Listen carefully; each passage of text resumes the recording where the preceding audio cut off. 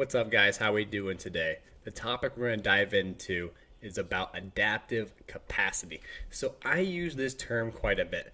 I use the term, what is your adaptive capacity? And at times, it's kind of a nebulous term that people might not understand because they don't have the context from which I'm trying to express that meaning from. So when I look at adaptive capacity, that is your body's ability to handle any type of stressor and adapt to it.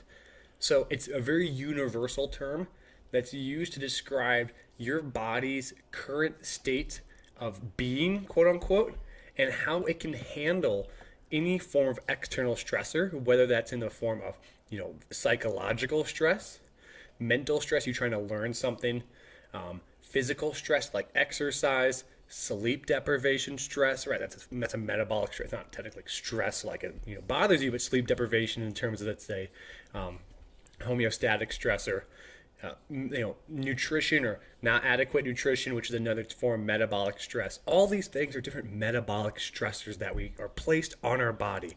And when we have metabolic stressors that accumulate, it burdens our body, and our body has to use and move resources in order to deal with this stress. If we want to adapt to a specific stimulus, in this case, we're talking about exercise, we need to have adaptive capacity that isn't overrun by uncontrolled metabolic stressors. We need to have enough room in that system to have an adaptive capacity that's able to handle what is coming onto our body in terms of the physical stress that we're imposing on it in the weight room in order to see the adaptive gains. And so there's a great study that looks at this. It takes one group of athletes actually, and it splits them down stratifies them based on their current inflammatory state. And I believe they used lymphocytes to T cells, I want to say off the top of my head, and they did a ratio of, I'm not going to quote the ratio because I'm not going to remember it properly. You guys would probably get on me for misquoting it, but essentially they had a high inflammatory group and a low inflammatory group.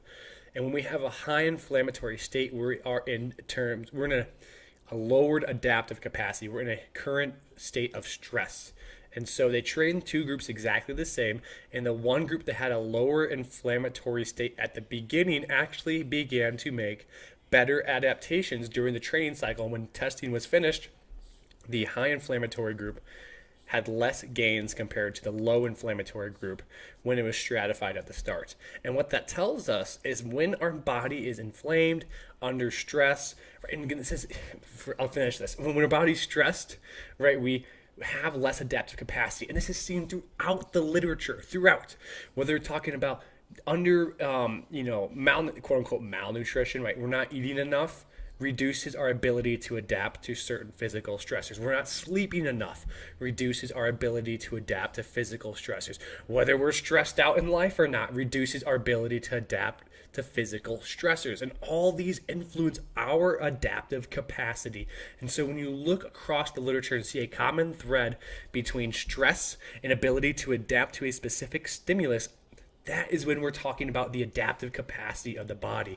And that is where we use certain inferential metrics to begin to understand what current state is the body in and what is the adaptive capacity of it. You could even argue that movement quality influences your adaptive capacity. If you have poor movement quality and you're slightly asymmetrical, it's not slightly, but you are asymmetrical in a squat and with a slight amount of rotation, then you can only handle so many types of squatting patterns until that begins to cause an issue on the body.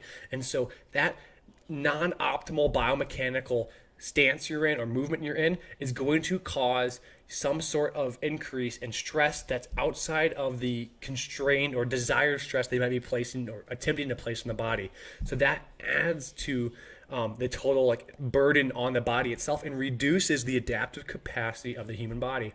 And so when we look at the quote unquote adaptive capacity of the human body, we're looking at all things in one. It's not just, what is the person's hand grip score today, or how high can they jump, or it's not certain questionnaires you might have them fill out, or a slew of other things. It's all those together.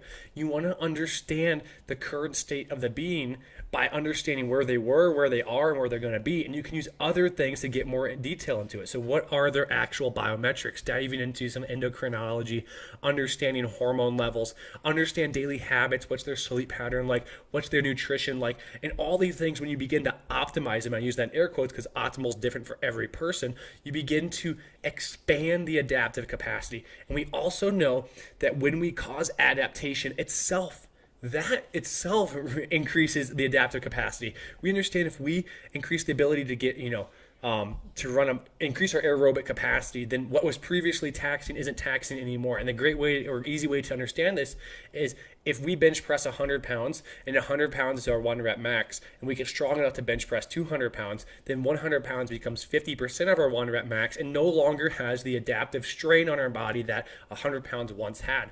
So being stronger, being more physically fit, increases our adaptive capacity. At the same time, finding ways to reduce these external stressors also increases our ability to adapt in that current state itself. And so you have this kind of intertwined ability of the human body to become more robust and resilient against some of these stressors.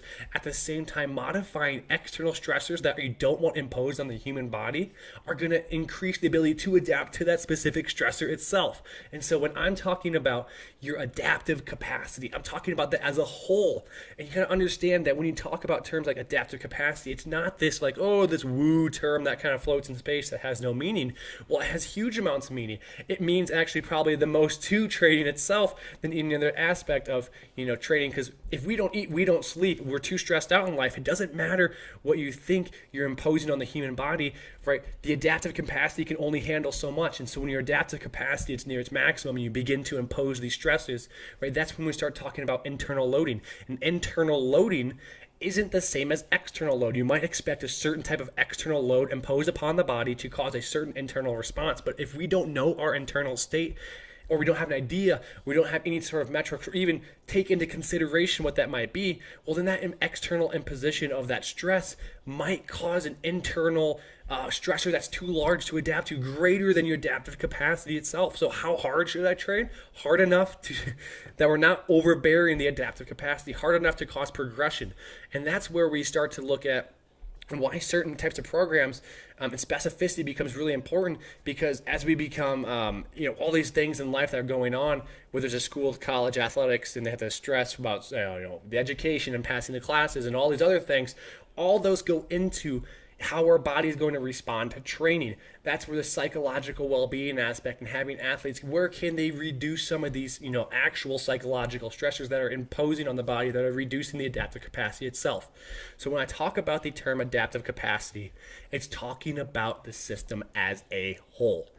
What is the current state of the body? What is the capacity itself? The capacity can be expanded. It can be influenced by external entities and external stressors and all these things that go into it. But ultimately, it's a term that we need to take the time to recognize and appreciate. Right? You can't always act on it. You're not going to know all of these things all the time. But you need to appreciate that these external aspects matter.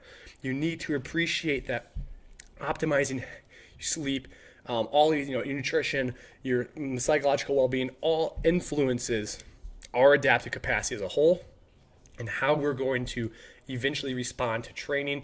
If our ultimate goal is a physical goal, understanding all those external aspects from biometrics to biomechanics all matters.